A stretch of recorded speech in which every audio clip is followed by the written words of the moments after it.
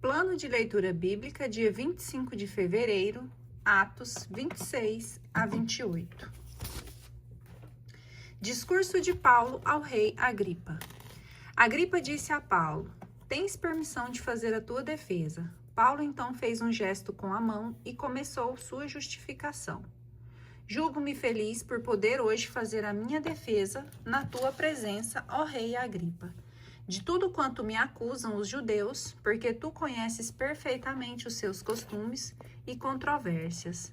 Peço-te, pois, que me ouças com paciência. Minha vida, desde a minha primeira juventude, tem decorrido no meio de minha pátria e em Jerusalém, e é conhecida dos judeus.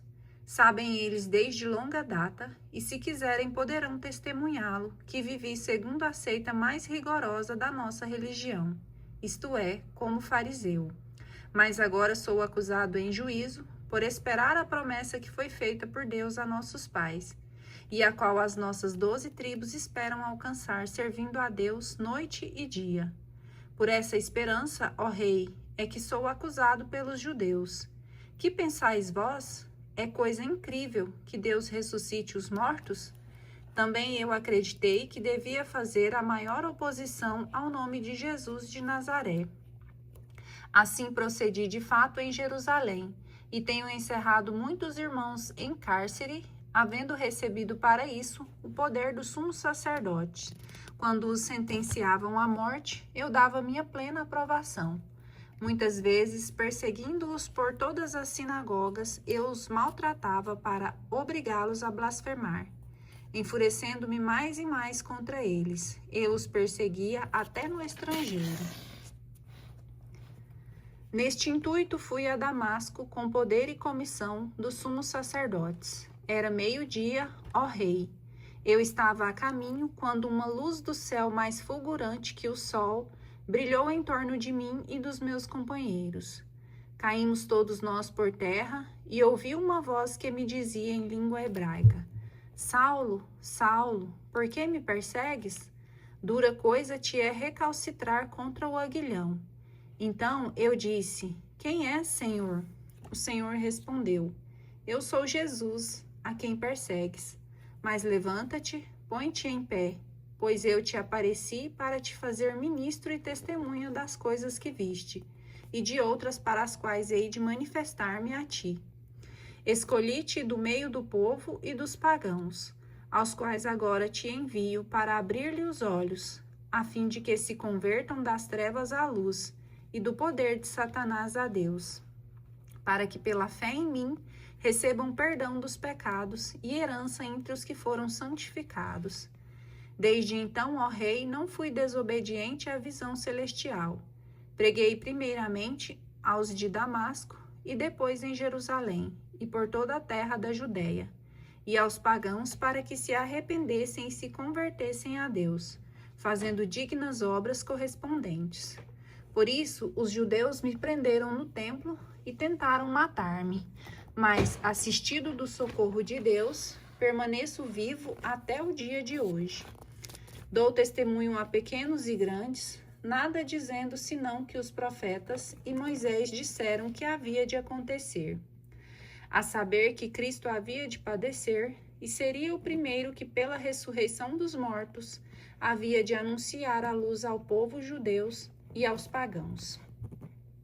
Dizendo ele essas coisas em sua defesa, Festo exclamou em alta voz: "Estás louco, Paulo? O teu muito saber tira-te o juízo." Paulo então respondeu: "Não estou louco, excelentíssimo Festo, mas digo palavras de verdades e de prudência, pois dessas coisas tem conhecimento o rei, em cuja presença falo com franqueza. Sei que nada disso lhe é oculto, porque nenhuma dessas coisas se fez ali ocultamente. Crês, ó rei, nos profetas? Bem sei que crês." Disse então Agripa a Paulo: "Por pouco não me persuades a fazer-me cristão." Respondeu Paulo: "Provera a Deus que por pouco e muito, não somente tu, senão também quantos me ouvem, se fizessem hoje em tal qual eu sou, menos estas algemas." Então o rei, o governador, Berenice e os que estavam sentados com eles se levantaram, retirando-se, comentavam uns com os outros: esse homem não fez coisa que mereça a morte ou prisão. Agripa ainda disse a Festo: ele poderia ser solto, se não tivesse apelado para César. Partida de Paulo para Roma. Logo que foi determinado que embarcássemos para a Itália, Paulo foi entregue com outros presos a um centurião da corte augusta chamado Júlio. Embarcamos num navio de Adramito, que devia costear as terras da Ásia, e levantamos âncora. Em nossa companhia estava Aristarco, macedônio de Tessalônica. No dia seguinte, fazendo escala em Sidônia, Júlio, usando de bondade com Paulo, permitiu-lhe ir ver os seus amigos e prover-se do que havia de necessário. Dali, fazendo-nos ao mar, fomos navegando perto das costas de Chipre, por nos serem contrários os ventos. Tendo atravessado o mar da Sicília e da Panfilha, chegamos a Mira, cidade da Lícia. O centurião encontrou ali um navio de Alexandria que rumava para a Itália, e fez-nos passar por ele. Por muitos dias navegamos lentamente e com dificuldade até Quinido, onde o vento não nos permitiu aportar. Fomos então costeando ao sul da ilha de Creta, junto ao cabo Salmona, navegando com dificuldade ao longo da costa. Chegamos afinal a um lugar que chamam Bons Portos, perto do qual está a cidade de Lasaia. Passara o tempo, já haviam passado a época do jejum e a navegação se tornava perigosa. Paulo advertiu-os: amigos, vejo que a navegação não se fará sem perigo e sem graves danos, não somente ao navio e à sua carga, mas ainda às nossas vidas. O centurião, porém, dava mais crédito ao piloto e ao mestre do que ao que Paulo dizia. O porto era impróprio para passar o inverno, pelo que a maior parte deles foi de parecer que retornasse ao mar, na esperança de chegar a Fenícia, para passar ali o inverno, por ser este um porto de Creta, abrigado dos ventos do sudeste e do nordeste. Tempestade e naufrágio. Soprava então brandamente o vento sul. Julgavam poder executar os seus planos. Levantaram a âncora e foram costeando de perto da ilha de Creta. Mas não muito depois, veio do lado da ilha um tufão chamado Euroaquilão. Sem poder resistir à ventania, o navio foi arrebatado e deixamo-nos arrastar. Impelidos rapidamente para uma pequena ilha chamada Cauda, conseguimos com muito esforço recolher o batel. Içaram-no e depois, com meio de segurança, cingiram-no o navio com cabos. Então, temendo encalhar em Sirte, arriavam as velas e entregavam-se à mercê dos ventos. No dia seguinte, sendo a tempestade ainda mais violenta, atiraram fora a carga. No terceiro dia, atiramos para fora com as nossas próprias mãos e os acessórios do navio. Ora, não aparecendo por muitos dias nem sol nem estrelas, e sendo batidos por forte tempestade, tínhamos por fim perdido toda a esperança de sermos salvos. Desde muito tempo, ninguém havia comido nada. Paulo levantou-se no meio deles e disse: amigos, deveras devíeis ter me atendido e não ter saído de Creta, e assim evitar esse perigo e essas perdas. Agora, porém, vos admoesto, aqui tenhais coragem, pois não perecerá nenhum de vós, mas somente o navio. Esta noite apareceu-me um anjo de Deus, a quem pertenço e a quem sirvo, o qual me disse: não temas, Paulo, é necessário que compareças diante de César.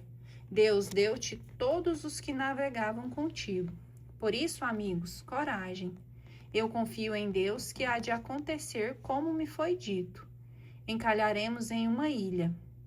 Já estávamos na 14ª noite pelo mar Adriático, quando pela meia-noite os marinheiros pressentiram que estavam perto de alguma terra. Então, atirando a sonda, perceberam que a profundidade era de 20 braças. Depois, um pouco mais adiante, viram que era de 15 braças. Temendo que dessemos em algum recife, lançaram 4 âncoras da polpa esperando ansiosos que amanhecesse o dia. Imediatamente, os maridos procuraram fugir e, sob o pretexto de largar as âncoras da proa, lançaram o bote ao mar. Paulo disse ao centurião e aos soldados: se esses homens não permanecerem no navio, não podereis salvar-vos. Os soldados cortaram então os cabos do bote e deixaram-no cair. Enquanto ia amanhecendo, Paulo encorajou a todos que comessem alguma coisa e disse: já faz hoje 14 dias que estáis em jejum, sem comer nada. Rogo-vos que comais alguma coisa no interesse de vossa vida, porque nenhum cabelo da cabeça de alguém de vós perecerá. Tendo dito isso, tomou do pão, pronunciou uma bênção na presença de todos, e depois de parti-lo começou a comer. Com isso todos cobravam ânimo e puseram-se igualmente a comer. No navio éramos ao todo 276 pessoas. Depois de terem comido à vontade, aliviaram o navio, atirando o trigo ao mar. Afinal, clareou o dia. Os marinheiros não reconheceram a terra, mas viram uma enseada com uma praia, na qual tencionavam encalhar o navio, caso o pudessem. Levantaram as âncoras e largaram ao mesmo tempo as amarras dos lemes. Desfraldaram ao vento a vela mestra e rumaram para a praia, mas deram numa língua de terra, e o navio encalhou aí. A proa encalhada permanecia imóvel, ao mesmo tempo que a popa se abria com a força do mar. Os soldados tencionavam matar os presos, por temerem que algum deles fugisse a nado. O centurião, porém, querendo salvar Paulo, impediu que o fizessem e ordenou que aqueles que pudessem nadar fossem os primeiros a lançar-se ao mar e alcançar a terra. Os demais, uns atingiram a terra em tábuas, outros em cima de destroços do navio. Desse modo, todos conseguiram chegar à terra são e salvos. Da ilha de Malta a Roma. Estando já salvos, soubemos então que a ilha se chamava Malta. Os indígenas trataram-nos com extraordinária benevolência. Acenderam uma grande fogueira e em torno dela nos recolheram, uma vista da chuva que caía e do frio que fazia. Paulo ajuntou um feixe de gravetos e o pôs na fogueira. Nisso uma víbora, que fugira ao fogo, mordeu-lhe a mão. Quando os indígenas viram a serpente, perdendo de sua mão, diziam uns aos outros: sem dúvida, este homem é homicida, pois tendo escapado ao mar, a justiça não o deixa viver. Ele, porém, sacudindo a víbora no fogo, não sofreu mal algum. Julgavam os indígenas que ele viesse a inchar e que subitamente caísse morto. Mas depois de esperarem muito tempo, vendo que não lhe acontecia mal nenhum, mudaram de parecer e disseram: ele é um deus. Havia na vizinhança sítios pertencentes ao principal da ilha, chamado Públio. Este homem nos hospedou por 3 dias em sua casa, tratando-nos bem. Ora, o pai desse Públio achava-se acamado com febre e sofrendo de disenteria. Paulo foi visitá-lo e, orando, impondo-lhe as mãos, sarou-o. Depois desse fato, vieram ter com ele todos os habitantes da ilha que se achavam doentes e foram curados. Tiveram assim conosco toda sorte de considerações, e quando estávamos para navegar, proveram-nos do que era necessário. Ao termo de 3 meses, embarcamos num navio de Alexandria, que havia passado o inverno na ilha. Esse navio levava por insígnias os Dióscuros. Fizemos escala em Siracusa, onde ficamos 3 dias. De lá, seguindo a costa, atingimos Régio. No dia seguinte, soprava o vento sul e chegamos em 2 dias a Pozzuoli. Ali encontramos irmãos que nos rogaram que ficassem na sua companhia 7 dias. Em seguida, nos dirigimos a Roma. Os irmãos de Roma foram informados de nossa chegada e vieram ao nosso encontro até o Fórum de Ápio e as 3 tavernas. Ao vê-los, Paulo deu graças a Deus e se sentiu animado. Chegados que fomos a Roma, foi concedida licença a Paulo para que ficasse em casa própria com um soldado que o guardava. 3 dias depois, Paulo convocou os judeus mais notáveis. Estando reunidos, disse-lhes: Irmãos, sem cometer nada contra o povo nem contra os costumes de nossos pais, fui preso em Jerusalém e entregue nas mãos dos romanos.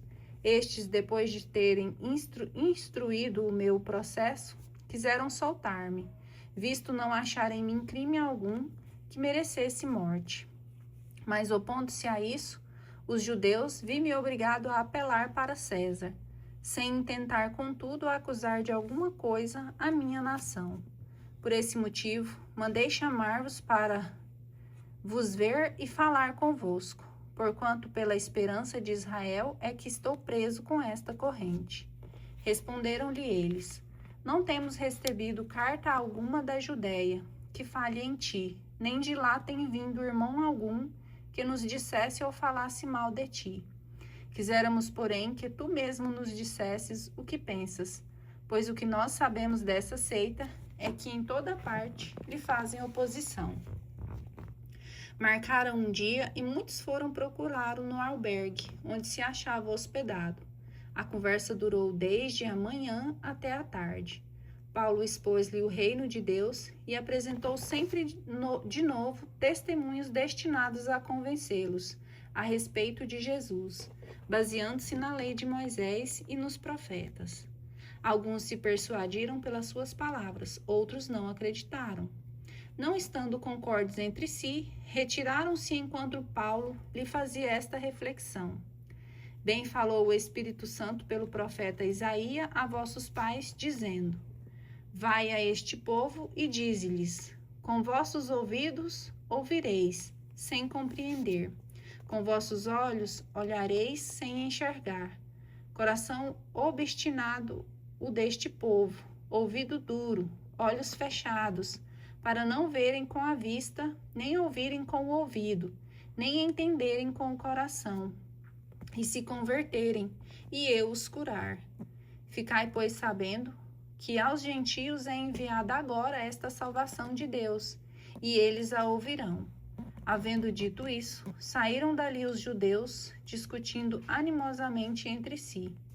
Paulo permaneceu por 2 anos inteiros no aposento alugado e recebia todos os que vinham procurá-lo. Pregava o reino de Deus e ensinava coisas a respeito do Senhor Jesus Cristo com toda a liberdade e sem proibição.